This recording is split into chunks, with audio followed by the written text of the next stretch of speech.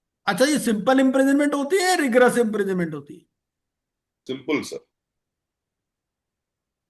Simple नहीं है, rigorous है। क्रिमिनल प्रोसीजर कोड में केस लगता है, 236 देखा ना मैंने। हाँ, सिविल प्रोसीजर कोड नहीं लग रहा यहाँ पे।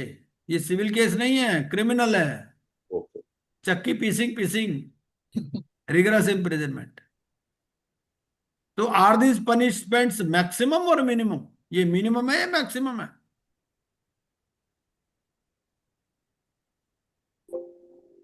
हम्म, मैक्सिमम। है जी, मैक्सिमम है सर। मैक्सिमम है। सर कौन सी पनिशमेंट आप कह रहे हो? आप फाइन वाली भी कह रहे हो साथ में? हाँ, फाइन और वो इम्प्रिजनमेंट दोनों। हाँ, तो फिर तो मैक्सिमम हो गया। बिकॉज और बोथ भी है ना सर, फाइन एंड इम्प्रिजनमेंट और बोथ होता ना सर, हम्म। तो मैक्सिमम होता है।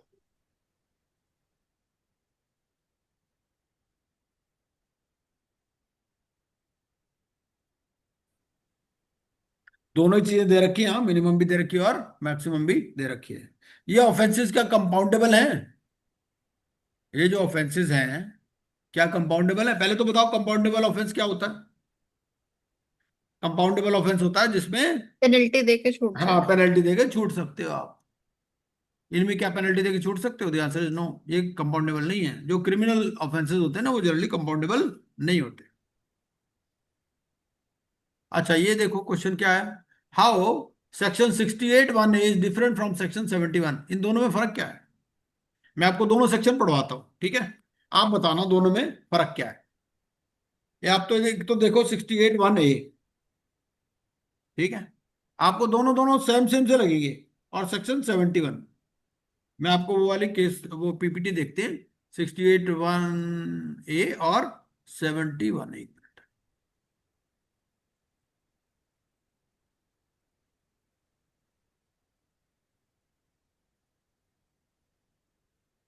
हाँ,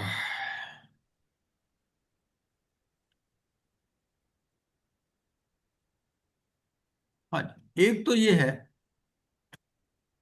68(1)(a). 68(1)(a) पढ़े हम, क्या लिखता है? पनिशमेंट फॉर कंसीलमेंट ऑफ हाँ, प्रॉपर्टी। है ना? तो 68(1)(a) में लिख दिया कि where any officer of the corporate debtor has within 12 months immediately preceding the insolvency commencement date. ठीक है, पहली बात तो ऑफेंस कर कौन रहा है? Officer of the officer. CD. Period कितना है? 12 months immediately preceding the insolvency commencement date. और क्या है? Wilful concealment of any property और part of such property of the corporate debtor, और concealed any debt due to और from the corporate debtor of the value of 10,000 rupees और more. ठीक है, ये तो हो गया 68(1)(a). अब हम सेक्शन 71 पढ़ते हैं। 71 क्या बोलता है? Falsification of books. हाँ, ये है आपका punishment for falsification of books. तो क्या कहता है ये भी कहता है on and after the insolvency commencement date. ठीक है, तो एक तो पीरियड का फर्क है। तो 71 में जो किया है, 71 में कर रहा है आपका on and after the insolvency commencement date, और 68 में क्या कर रहा है? Within 12 12 months months proceeding। Immediately preceding the insolvency commencement date. 60 इसमें कर कौन रहा है? Officer of the CD. और 71 में कौन है? Any person. हाँ, एनी पर्सन। अब एनी पर्सन कैसे कर लेगा बताओ? एनी पर्सन का मतलब पता क्या है? एनी पर्सन का मतलब ये है कि डायरेक्टर ने किसी अपने पीएन को बुलाया, वहां ऑफिसर है वर्ड, यहाँ एनी पर्सन है। डायरेक्टर ने अपने पीएन को बुलाया, ड्राइवर को बुलाया, भैया साहब डॉक्यूमेंट्स में आग लगा दो। ठीक है, वो कहां पर आएगा? 71 में कवर हो जाएगा। 71। वो ड्राइवर भी यहाँ फंस जाएगा। Any person destroys, mutilates, alters, or falsifies any books, papers, or securities, or makes or is in the knowledge of making of any false or fraudulent entry in any register, books of account or document belonging to the corporate debtor with intent to defraud or deceive any person, he shall be punishable with imprisonment for a term which shall not be less than 3 years, but which may extend to 5 years, or fine which shall not be less than 1 lakh, but may extend to 1 crore, or तो यहां पर क्या है? Any person. तो any person important है, दूसरा date भी important है। तो यहां कोई जरूरी नहीं कि ऑफिसर ही करेगा, यहां कोई भी आदमी कर सकता। तो जो करेगा वो ही भरेगा। ठीक है, चलिए,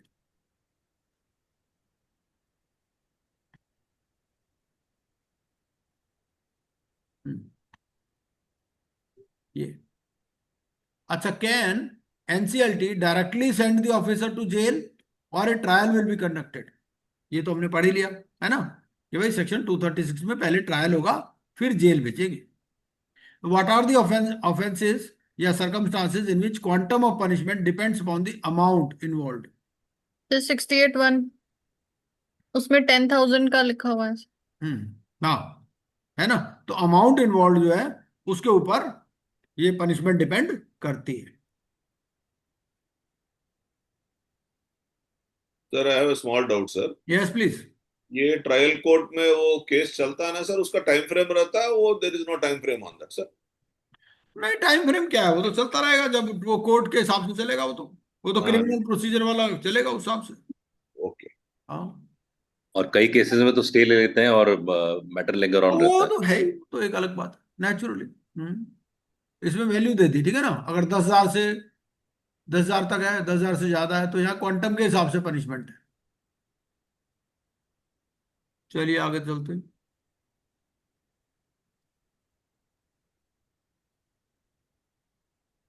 ये हो गया, ये भी हो गया।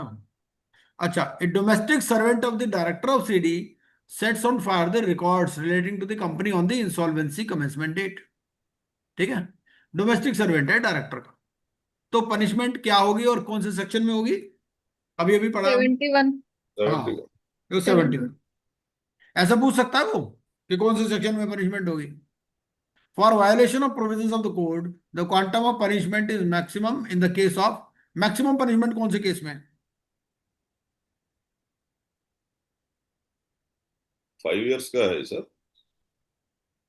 हाँ, इस चार्ट में देख लो, ये देखो चार्ट है, ठीक है भाई। देखो, अगर 1 ईयर टू 5 ईयर है और 3 ईयर टू 5 ईयर है, तो 3 ईयर टू 5 ईयर मैक्सिमम हो गई ना, है ना, मिनिमम तो 3 हो जाएगी ना इसमें।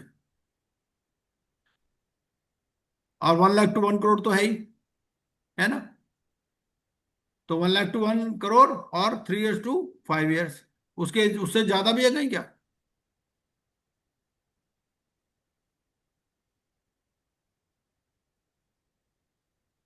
बस यही है, तो मैक्सिमम 77। 1 लाख टू 1 करोड़ और 3 years to 5 years.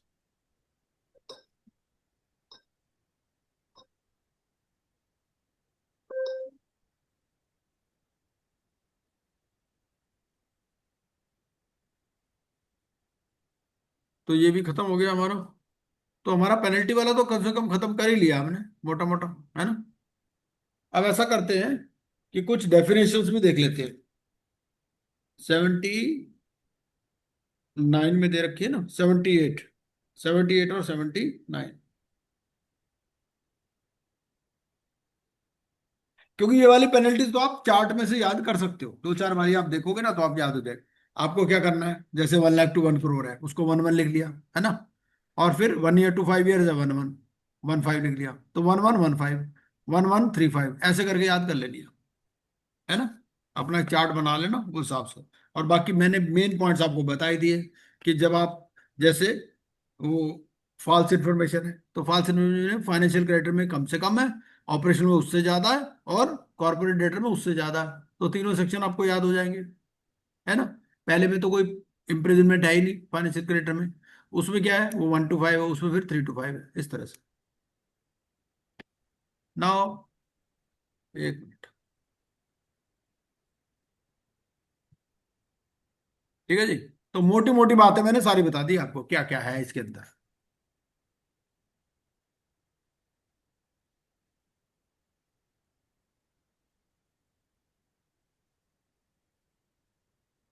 Now, insolvency resolution and bankruptcy for individuals and partnership firms. अब ये देखते हैं सेक्शन 78 और 79, आज 2 सेक्शन कर लेंगे, बस बहुत है। सेक्शन 78 और 79 क्या बोलते हैं? सेक्शन 78 बोलता है कि दिस पार्ट, ये पार्ट अप्लाई करता है किसको?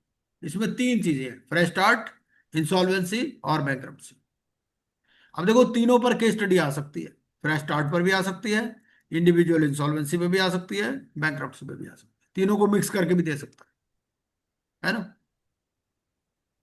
Of individuals and partnership firms where the amount of the default is not less than 1000 rupees.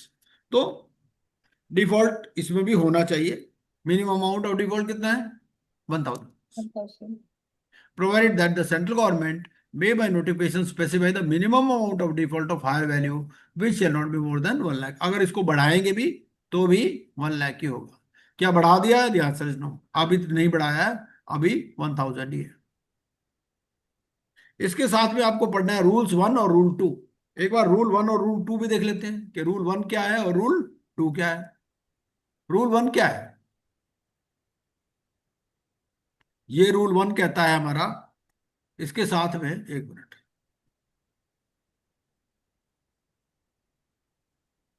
Application to adjudicating authority rules पढ़ने हैं आपको। क्या है application to adjudicating authority rules?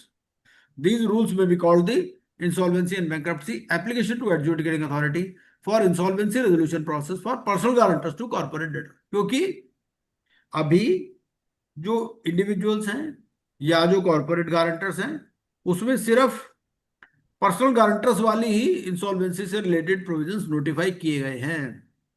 Suppose an individual has taken a loan from a bank and he has incurred a default, so the banker cannot proceed against him in insolvency। IBC में नहीं जा सकता, वहां DRT में जाएगा, ठीक है। सरफेसी में एक्शन लेगा अगर सिक्योर्ड है तो, और सिक्योर्ड नहीं है तो डीआरटी में या सिविल कोर्ट या कमर्शियल कोर्ट। अब यहां कौन से आ गए? सिर्फ personal guarantors to corporate debtor, ये 1 है। और 2 क्या है? 2 ये कहता है कि these rules shall apply to insolvency resolution process for personal guarantors to corporate debtors। अब यहां पर डेफिनेशन का मतलब क्या है? डेफिनेशन में एडजुडिकेटिंग अथॉरिटी, एडजुडिकेटिंग अथॉरिटी देख लेते हैं क्या कहती है। Adjudicating authority for the purpose of section 60 NCLT है, ठीक है, constituted under section 408 of the companies act. In cases other than sub clause 1 DRT established under subsection 1A of section 3 of RDB Act, ठीक है। तो section 60 में क्या आ गई? NCLT. 60 में हमने पढ़ लिया, 60 में क्या पढ़ा?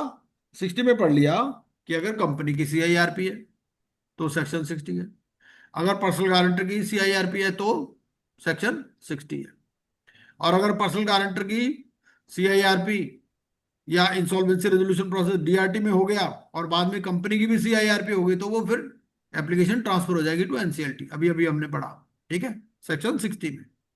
यहां क्या बोल रहा है? सेक्शन 60 के हिसाब से आपको एनसीएलटी में जाना है। यहां सेक्शन 60 का रेफरेंस क्यों दिया इसने? सेक्शन 60 का रेफरेंस इसलिए दिया कि अगर एक इंडिविजुअल है, ठीक है, एक डायरेक्टर है जिसने कंपनी के लोन के लिए गारंटी दे रखी है, उस कंपनी की भी सीआईआरपी चल रही है, तो उस गारंटर की इंसॉल्वेंसी रेजोल्यूशन कहां होगी? एनसीएलटी में होगी या डीआरटी में होगी? एनसीएलटी में होगी, NCLT सर। क्योंकि सेक्शन 60 बोलता है।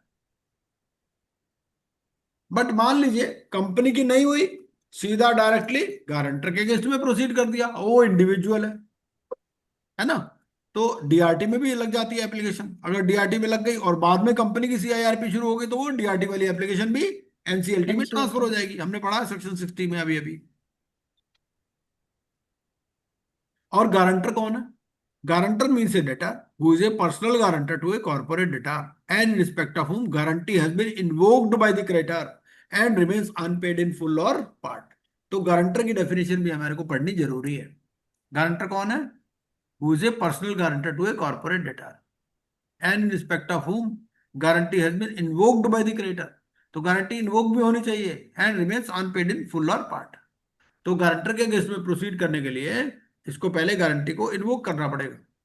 हो सकता है वो पेमेंट ही कर दे, अगर वो पेमेंट ही करेगा तो फिर उसके अगेंस्ट में इंसॉल्वेंसी शुरू नहीं होगी। सर्व क्या मतलब है? सर्व का भी मतलब है, serve means sending any communication by any means including registered post, speed post, courier. अब यहां पर हमारे यहाँ कोरियर भी आ गया, पहले नहीं था, उसमें नहीं है सीआईआरपी में कोरियर, यहां कोरियर की कॉन्सेप्ट है। और electronic form which is capable of producing और generating an acknowledgement of receipt of such communication. ठीक है। और कहता है अगर सर्व नहीं हो पा रहा तो फिर आप बिल्डिंग के जो सामने कोई नजर आ रहा हो, कंस्पिकुअस पार्ट हो, वहां पर लगा दीजिए। ठीक है। रिलेटिव्स, रिलेटिव बहुत इंपॉर्टेंट है। तो रिलेटिव कहता है आपको सेक्शन 5 सब सेक्शन 24A से देखना है। एक्सक्लूडेड एसेट्स की क्या डेफिनेशन है, ये दे रखी है। अब हम चलते हैं दोबारा अपना सेक्शन 60 पर। ये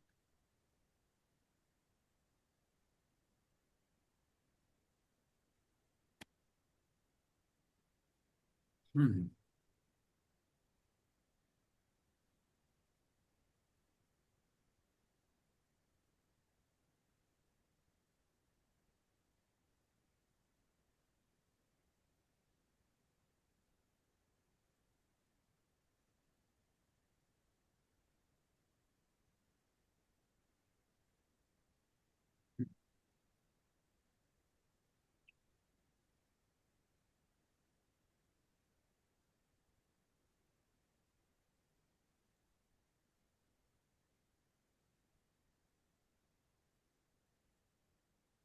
यहां पर थे हम लोग। ठीक है जी, 78। तो हमने एक दो रूल भी देख लिए। अब चलते हैं हम 79 पर। 79 क्या कहता है, एडजुडिकेटिंग अथॉरिटी यहाँ कौन सी है, DRT। ठीक है। यहां वो बात नहीं कर रहा NCLT की। ठीक है। लेकिन रूल्स में दे दिया। रूल्स में क्या कह दिया कि अगर सेक्शन 60 से रिलेटेड है तो आप NCLT है, अदरवाइज DRT है। एसोसिएट ऑफ द डेटर, ये वर्ड इंपॉर्टेंट है। वहां पर क्या है, पार्ट 2 में क्या कॉन्सेप्ट है, रिलेटेड पार्टी, क्योंकि वहां कॉर्पोरेट पर्सन है, यहाँ कौन है, इंडिविजुअल है या पार्टनरशिप फर्म है। तो यहाँ एसोसिएट की कॉन्सेप्ट है। Associate of the debtor means a person who belongs to the immediate family of the debtor. और इमीडिएट फैमिली क्या है, एनी आइडिया, इमीडिएट फैमिली क्या है, हस्बैंड, वाइफ और father mother sir. Dependent parents. ठीक है। अगर इंडिपेंडेंट है तो फिर वो भी नहीं आएंगे। स्पाउस, देखो स्पाउस चाहे वर्किंग हो चाहे नॉन वर्किंग हो, वो आ जाएगी। वो क्वेश्चन बनाने के लिए क्या कर सकता है, आपको क्वेश्चन के लिए क्या कर सकता है कि बस spouse is not dependent, wife is not dependent on the husband, whether it will come under immediate family, the answer is yes. Immediate family of the letter means the spouse. Spouse चाहे dependent हो चाहे independent हो। और spouse का क्या मतलब होता है, हस्बैंड और वाइफ। ठीक है। डिपेंडेंट चिल्ड्रन, ये नया नया वर्ड आया था बहुत पहले, जब हम आर्टिकलशिप कर रहे थे तो पूछा। हमारे बॉस जो थे वो काफी मजाकिया थे, जो जिनके अंडर हम आर्टिकलशिप कर रहे थे। एक डायरेक्टर था किसी कंपनी का, वो आया, उससे पूछा अरे भाई स्पाउस का क्या मतलब होता है। उन्हें बोला जी स्पाउस का मतलब होता है बच्चे। वो हंसने लग गया, यार स्पाउस का मतलब बच्चे नहीं होता, स्पाउस का मतलब होता है हस्बैंड और वाइफ। वाइफ अगर कहेगी तो वो कहेगी ही इज माई स्पाउस, और हस्बैंड कहेगा तो क्या कहेगा, शी इज माई स्पाउस। तो immediate family of the letter means the spouse, spouse, dependent children and dependent parents. ठीक है। तो जहां तक स्पाउस की बात है वो डिपेंडेंट या इंडिपेंडेंट नहीं है। और एक बात और, डिपेंडेंट चिल्ड्रन लिखा है, मैरिड है अनमैरिड है इसमें कोई मतलब नहीं है। ठीक है।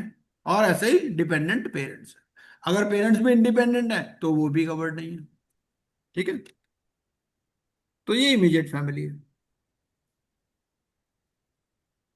सबसे पहले तो a person who belongs to the immediate family of the debtor. दूसरा, a person who is a relative of the debtor और relative of spouse of the debtor.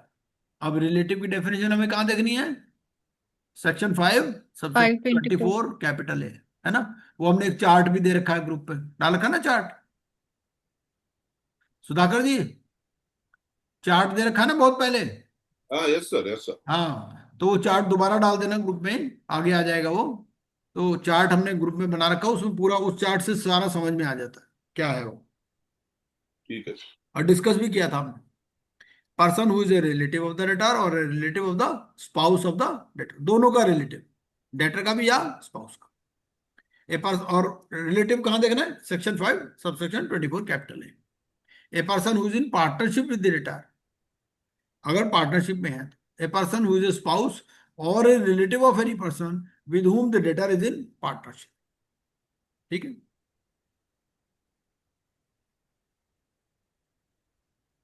मतलब ये देखो सी और डी में फर्क क्या है। सी क्या बोलता है, आपका पार्टनर, अगर आप एक इंडिविजुअल हो, आपका पार्टनर है, तो दोनों एसोसिएट हैं। दूसरा का, अगर पार्टनर का स्पाउस या रिलेटिव, वो भी एसोसिएट। तो डी में क्या होगा, डी में होगा पार्टनर का स्पाउस या रिलेटिव, और सी में कौन है, partner. A person who is employer of the debtor और employee of the debtor, employer employee भी कवर्ड है, associate. Sir I have small doubt sir, yes please. यहाँ जो एसोसिएट दिए हुए हैं, so that is if they are noted in the constitutional documents, articles of association or memorandum of association, otherwise वो नहीं आता ना सर। नहीं नहीं नहीं, ऐसा कुछ नहीं है। देखो ऐसा है, here we are dealing, now we are in part 3। In part 3 we are dealing with individuals and partnership. तो यहाँ कोई मेमोरेंडम तो होगा नहीं, है ना। It is a real relationship. भाई ऐसा है, in various forms also you have to disclose the assets owned by the associates also. तो वहां एक चीज काम आती है, इसीलिए पहले डिफाइन करेगा उसको, तभी तो होगा ना। हाँ राइट सर। ये बात, ए person who is employer of the debtor और एम्प्लॉय ऑफ द डेटर। ठीक है, और एफ क्या है, एफ में आ रहा है, अच्छा ये, एक मिनट, ये एफ में एक लाइन मिसिंग है इसमें, वो मैं बुक से पढ़ देता हूं। एक लाइन उसकी मिस हो गई है यहां, वो ट्रस्ट की बात कर रहा है। ट्रस्ट में क्या कहता है ये, ट्रस्ट में कहता है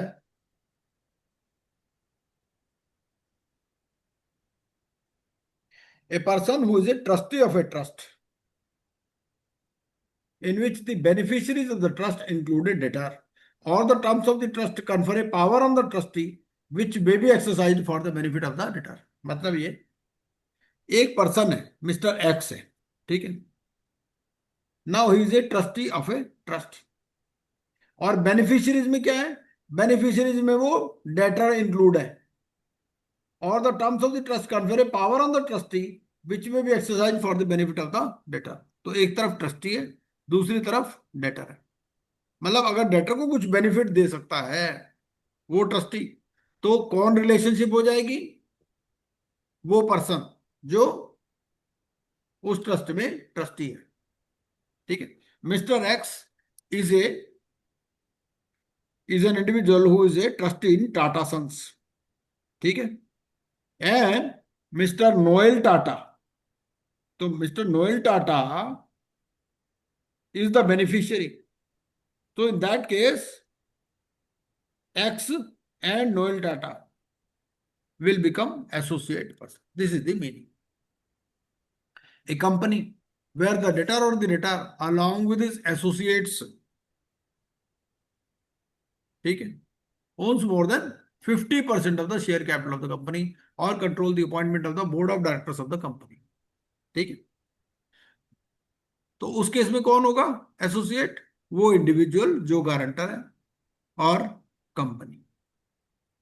Where the debtor or the debtor along with his associates owns more than 50%. For the purpose of this subsection, relative with reference to any person means anyone who is related to another if they are members of HUF and one person is related to other in such manner as may be prescribed। तो ये आपको कहां ले जा रहा है, rule 4 पर। और रूल 4 क्या कह रहा है, रूल 4 आपको कहां ले जाता है, सेक्शन 524A। 24। ठीक है, तो आप सेक्शन 524A में जाओगे तो सेक्शन 524A में ये आपको ये दिखा देगा। देखो ये सेक्शन 524A खुल गया है ना, मैंने लिंक किया हुआ है इस पीपीटी में। तो यहां से आप क्लिक करोगे तो ये सारा आपका 524A खुल जाएगा। चलिए,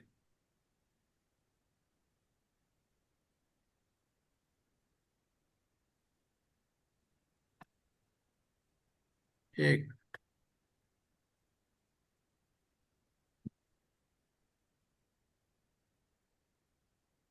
ये थोड़ा इधर उधर करने के चक्कर में ना कई बार ऐसा हो जाता है।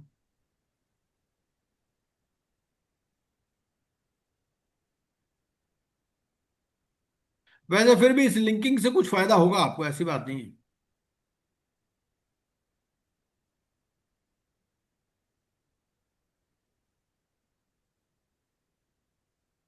यहां पर था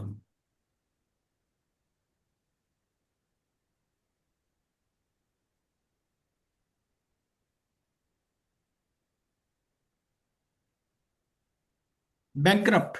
बैंकरप्ट का क्या मतलब है? अब बैंकरप्सी से रिलेटेड वाले हम बाद में भी पढ़ सकते हैं जब बैंकरप्सी का आएगा, है ना। तो बैंकरप्ट कौन है? Bankrupt means a debtor who has been adjusted as bankrupt. वो बैंकरप्सी ऑर्डर इशू होता है तो वो बैंकरप्ट होता है। तो बैंकरप्सी ऑर्डर जब शुरू हो गया मतलब बैंकरप्सी शुरू हो गई इसकी, जब शुरू हो जाती है तो वो बैंकरप्ट कहता है। जब वो बैंकरप्सी खत्म हो जाती है तो वो फिर डिस्चार्ज ऑर्डर इशू हो जाता है, तब then he is as good as an ordinary person. ठीक है। Each of the partners of a firm where a bankruptcy order under section 126 has been made against a firm। तो यहाँ पर bankrupt का मतलब क्या है कि बैंकरप्सी प्रोसीडिंग आपकी शुरू हो गई है, ऐसा नहीं कि खत्म हो गई है ना। और any person adjudged as an undischarged insolvent. Undischarged insolvent क्या है? इंसॉल्वेंसी आपकी खत्म हो गई और डिस्चार्ज ऑर्डर इशू नहीं हुआ। ठीक है। Bankruptcy means the state of being bankrupt. Bankruptcy debt. Bankruptcy debt क्या है? Any debt owed by him as on the, ये जब बैंकरप्सी करेंगे ना तब कर लेंगे हम इसको, बैंकरप्सी वाले प्रोविजन अभी छोड़ देते हैं इसको। हमें जो इसमें दो इंपॉर्टेंट चीजें पढ़ लेते हैं, वो तो एक एक्सक्लूडेड एसेट्स और एक एक्सक्लूडेड डेट। ठीक है। एक्सक्लूड क्योंकि here we are dealing with individuals and partnership firms. तो कुछ एसेट्स एक्सक्लूडेड है। ऐसा नहीं कि उसने पैसे देने तो आप उसके घर के बर्तन ही उठा के ले जाओगे, ऐसा नहीं है ना। तो उनने कुछ कहा कि भाई कुछ एक्सक्लूडेड एसेट्स। क्या एक्सक्लूडेड एसेट्स? पहली बात तो यह है कि आपने लोन नहीं लिया होना चाहिए उनके ऊपर, है ना। अनएनकम्बर्ड, सब में अनएनकम्बर्ड लिख दिया, देखो सब में अनएनकम्बर्ड से ही वर्ड शुरू हो रहा है एक्सक्लूडेड एसेट्स। इसके अलावा दूसरी बात क्या है? कुछ पर्सनल यूज के लिए हैं, कुछ में वर्ड लिखा है फैमिली, कुछ में लिखा है पर्सनल यूज। जैसे पहले है, पहले वाले में फैमिली नहीं लिखा। ये छोटी छोटी बातें ध्यान में रखनी है। 14 में क्या लिखा? Unencumbered tools, books, vehicles and other equipment as are necessary to the debtor और bankrupt for his personal use और for the purpose of his employment, business और वोकेशन। आपके पास एक कार है, ठीक है, उस कार को आप यूज कर रहे हो, लोन नहीं ले रखा। अगर लोन लिया हुआ है तो फिर वो एक्सक्लूडेड एसेट्स में नहीं आएगी। ठीक है। इस तरह से आपके पास बुक्स हैं, कोई टूल्स हैं आपके, अगर उन प्रोवाइडेड उन पर लोन ले लिया और उसको आप किस चीज में यूज में लेते हो, या तो पर्सनल यूज में या अपने एम्प्लॉयमेंट, बिजनेस या वोकेशन की। आप एक एडवोकेट हो, एडवोकेट के बाद आपके पास लाइब्रेरी है, तो और उस पर कोई लोन नहीं है तो आपका अनएनकम्बर्ड बुक्स में आ जाएगा। Unencumbered furniture, household equipment and provisions as are necessary for satisfying the basic domestic needs of the bankrupt and his immediate family। अब देखो दूसरे वाले में इमीडिएट फैमिली लिख दिया, है ना, और यहाँ डेटर भी नहीं लिखा, यहाँ क्या लिखा? बैंकरप्ट। इसका मतलब क्या है? इंसॉल्वेंसी में नहीं कवर हो रहा है ये, यहाँ सिर्फ बैंकरप्सी में कवर हो रहा है। तीसरा, एनी, क्योंकि ये जो डेफिनेशन है ये पूरे पार्ट 3 पर लग रही है ना। Any unencumbered personal ornaments of such value as may be prescribed of the debtor or his immediate family which cannot be parted with in accordance with religious usage। तो इसमें वैल्यू है आपकी 1 लाख, वो रूल 5 में दे रखी है। Any unencumbered life insurance policy और pension plan taken in the name of the debtor or his immediate family। Any unencumbered single dwelling unit owned by the debtor of such value as may be prescribed। तो इसमें value कितनी है? 10 lakhs है for rural area और 20 lakhs है for urban area. ये सब आपको रूल 5 में मिल जाएंगे। ये तो हो गया हमारा एक्सक्लूडेड एसेट्स। तो जब हम एक्सक्लूडेड एसेट्स पढ़ेंगे तो हमें क्या ध्यान में रखना है? पहला, खाली बैंकरप्सी में कवर्ड है या इंसॉल्वेंसी में भी कवर्ड है। सेकंड यूज, सेकंड, क्या सिर्फ पर्सनल या फैमिली भी कवर्ड है ना, ये दोनों चीज। Excluded debt. अब जैसे एक्सक्लूडेड एसेट्स है, ऐसे कुछ एक्सक्लूडेड डेट भी है ना। एक्सक्लूडेड डेट क्या है? मतलब जिससे आदमी कभी भी छुटकारा नहीं पाएगा, क्योंकि चाहे आपकी इंसॉल्वेंसी हो, चाहे बैंक्रप्सी हो, उसमें क्या होता है कि ऑर्डर में लिख दिया जाता है भाई इन डेट से डिस्चार्ज हो गया।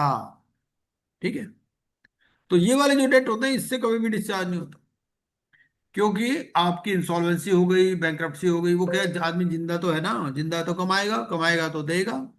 ये कोई भी लायबिलिटी टू पे फाइन इम्पोज्ड बाय कोर्ट, इससे छुटकारा नहीं है, ये अलग से देने पड़ेगा आपको।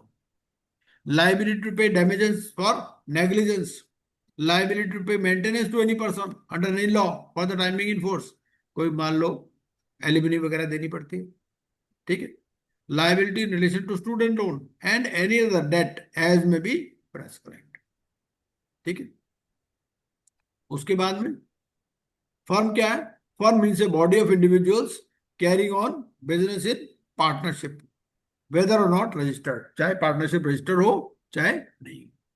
इमीडिएट फैमिली हमने पढ़ ही लिया, स्पाउस है, स्पाउस चाहे डिपेंडेंट हो इंडिपेंडेंट हो कोई फर्क नहीं पड़ता, डिपेंडेंट चिल्ड्रन है चाहे मैरिड हो चाहे अनमैरिड हो, और dependent parents. Partnership debt means a debt for which all the partners in a firm are jointly liable. भाई पार्टनरशिप फर्म में क्या हो सकता है? ऐसा भी हो सकता है ना, कोई पार्टनर ने अपना इंडिविजुअल डेट भी ले लिया और पार्टनरशिप फर्म ने भी ले लिया। तो पार्टनरशिप डेट क्या है? Partnership debt means a debt for which all the partners in a firm are jointly liable. तीसरी इंपॉर्टेंट डेफिनेशन है क्वालिफाइंग डेट। एक हमने क्या पढ़ा? एक्सक्लूडेड एसेट्स, दूसरा हमने पढ़ा एक्सक्लूडेड डेट, और तीसरा है क्वालिफाइंग डेट। ये क्वालिफाइंग डेट क्या है? Qualifying that means amount due which includes interest or any other sum due in respect of the amounts owed under any contract by the debtor for a liquidated sum either immediately or at certain future time and does not include an excluded debt। ठीक है, तो qualifying date में क्या? Excluded debt नहीं है। A debt to the extent it is secured, अगर कोई secured date है, कोई सिक्योर्ड लोन है, तो वो क्वालिफाइंग डेट में नहीं आएगा, है ना। और तीसरा any debt which has been incurred 3 months prior to the date of application for fresh start. अब फ्रेश स्टार्ट क्या होता है? फ्रेश स्टार्ट में होता है कि भाई आपने कुछ लेना देना नहीं है, मौज करो। फ्रेश स्टार्ट बड़े लिमिटेड केसेस में होता है कि आपकी इनकम भी बड़ी लिमिटेड है ना, वो क्या है, फकीर है, इससे हम क्या ले लेंगे, छोड़ो इसको जाने दो। ठीक है, तो अगर आपने कोई डेट किया है, इनकर किया है 3 months prior to the date of the application for fresh start, तो फिर वो भी आपका क्वालिफाइंग डेट में नहीं आता। ठीक है, ये कुछ डेफिनेशन थी। उसके बाद में हमारा फ्रेश स्टार्ट प्रोसेस है। फ्रेश स्टार्ट प्रोसेस में सिर्फ एक कंडीशंस पढ़ लेते हैं, सेक्शन 80 वाली, है ना, और फिर आज की कथा समाप्त करेंगे। क्या बोलता है? A debtor who is unable to pay his debt. सबसे पहले तो फ्रेश स्टार्ट में क्या होगा कि क्रेडिटर एप्लीकेशन नहीं लगा सकता, सिर्फ डेटर ही एप्लीकेशन लगा सकता।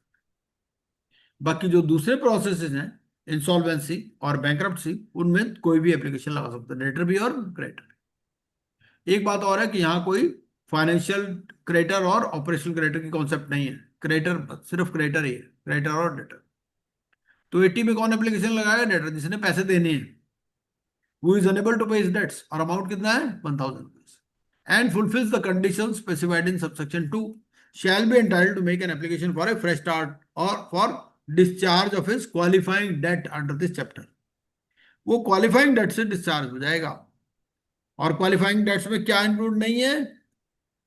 क्या क्या इंक्लूड नहीं है? पहला, एक्सक्लूडेड डेट नहीं है उसके अंदर। एक्सक्लूडेड डेट मतलब, एक्सक्लूडेड डेट मैंने पढ़ लिया, है ना, लाइबिलिटी टू पे fine, liability for damages, liability student loan वगैरह। और अगर कोई सिक्योर्ड लोन है उससे भी डिस्चार्ज नहीं होगा। और तीसरा, any debt contracted 3 months prior, है ना। ये तीनों चीजें हमने पढ़ ली।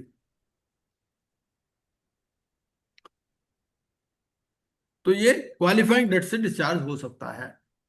और ये कैसे अप्लाई करेगा? आइदर पर्सनली और थ्रू ए रेजोल्यूशन प्रोफेशनल। अब आप कहोगे 1000 रुपए तो दे नहीं पा रहा, आरपी को कैसे एम्प्लॉय कर लेगा? तो गवर्नमेंट ने ये प्रोविजन रखा हुआ है बहुत ही गरीब लोगों के लिए, और आज की डेट में कोई एप्लीकेशन लग भी नहीं सकती है क्योंकि रूल ही नहीं आए हैं अभी, है ना। for a fresh start order under this chapter in respect of his qualifying debts to the adjudicating authority if, तो इसमें गवर्नमेंट कुछ ला सकती है, कोई लीगल सर्विसेज अथॉरिटी वगैरह बना देगी, है ना, ये गरीब लोग जो हैं उनके लिए बना देंगे कुछ, जो उनकी फीस आरपी की फीस वो दे देंगे।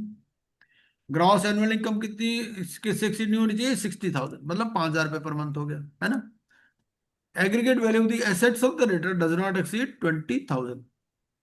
वर्ड यहां पर क्या इंपॉर्टेंट है, एग्रीगेट वैल्यू, ठीक है। तो एग्रीगेट में आपके एक्सक्लूडेड एसेट्स भी आ जाएंगे, ठीक है।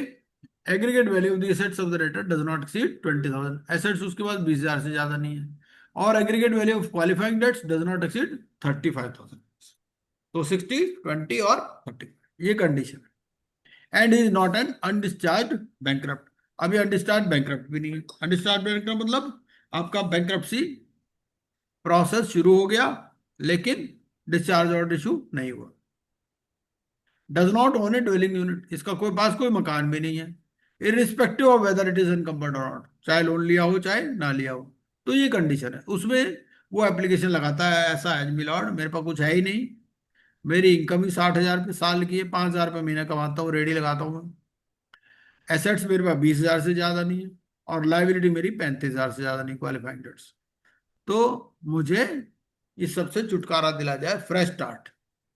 तो कोर्ट भी कहेगा जा बेटा मौज कर, तेरे अगेंस्ट हम एक्शन भी ले लेंगे तो भी तुझसे कुछ मिलने वाला नहीं है, तो जाओ, ठीक है। सिर्फ एक एंट्री कर देंगे कि इसने फ्रेश स्टार्ट ऑर्डर अवेल कर लिया, बस, ठीक है। A fresh start process, insolvency resolution process और bankruptcy process is not subsisting against it, ठीक है। ऐसा भी नहीं कि पहले से चल रहा हो fresh start insolvency या bankruptcy, and no previous fresh start order under this chapter has been made in relation to him in the preceding 12 months of the date of the application for fresh start, और पिछले 12 महीनों में कोई fresh start का order भी नहीं हुआ है, ठीक है। तो ये है आपका सेक्शन 80। सेक्शन 81 क्या बोलता है, सेक्शन 81 बोलता है कि अगर एप्लीकेशन फाइल हो गई सेक्शन 80 में तो इंटरिम मॉरिटोरियम कमेंस हो जाएगा। एक यहाँ इंपॉर्टेंट कॉन्सेप्ट आती है, चाहे फ्रेश स्टार्ट हो, इंसॉल्वेंसी हो, बैंक्रप्सी हो, इंटरिम मॉरिटोरियम की कॉन्सेप्ट है। इंटरिम मॉरिटोरियम क्या होता है, from the date of filing of the application. Moratorium होता है once the insolvency commencement date is there or on the commencement of this process, fresh start हो, insolvency और bankruptcy, और interim moratorium from the date of the filing of the application। तो यहाँ कुछ restrictions है, CIRP में ऐसी कोई restriction नहीं है ना। CIRP में indirectly हम लिखता है कि भाई अगर before the insolvency commencement date भी, हमने पेनल्टी में पढ़ा ना कुछ, कि अगर बिफोर द इंसॉल्वेंसी जो ट्विलाइट जोन है अगर उसमें भी कुछ गड़बड़ कर दी तो भी पेनल्टी लग सकती है। तो सेक्शन 80 तक आज हमने कंप्लीट कर लिया, अब नेक्स्ट क्लास में हम करेंगे सेक्शन 81 से, ठीक है। Sir small doubt sir. Yes please. Sir इतना छोटा अमाउंट है तो अगर केसेस अगर शुरू हुआ तो there will be a lot of burden on the courts ना sir. So what is the अरे ऐसा है ना, इसीलिए तो अभी किया ही नहीं ना। We sir notice you have spoken, what is the so we rational will lower your hand in 1 second। क्या बोला? नहीं what is the rational for coming out with this fresh start process? No, the rationale is actually this concept has been borrowed from the outside world। वो क्या है, popper की concept है भाई। अगर भिखारी को पकड़ भी लोगे तो उससे ले क्या लोगे आप, उसके पास है ही नहीं कुछ, इनकम ही नहीं है, एसेट्स ही नहीं है, क्वालिफाइंग डेट भी उसका कम है, तो उस केस में इसलिए उसको बेटर है छोड़ दो। ओके स्टेट भाई में कई आएगा बार क्या होता है, कोई लैंडलेस फार्मर इसमें आ गया है ना, या किसी ने किसी को फंसा दिया, कोई इस टाइप का है, कोई माइन वर्कर है ना, कोई इस टाइप से हो सकता है लोग। और अभी तो 1,000 है, इसको 1 लाख तक कर सकती है गवर्नमेंट, बट अभी तो रूल्स वगैरह तो कुछ आए नहीं है, कोई फॉर्म थोड़ी है अभी फ्रेश स्टार्ट के लिए। अगर कोई आदमी एप्लीकेशन लगाना भी चाहे आज की डेट में एप्लीकेशन नहीं लगा सकता, because it is not yet notified। yes, but case study can come and case studies have come on this, case study based on the provisions in the section। right sir, thank you sir। ठीक है जी, right okay. sir, good night sir, good night everybody।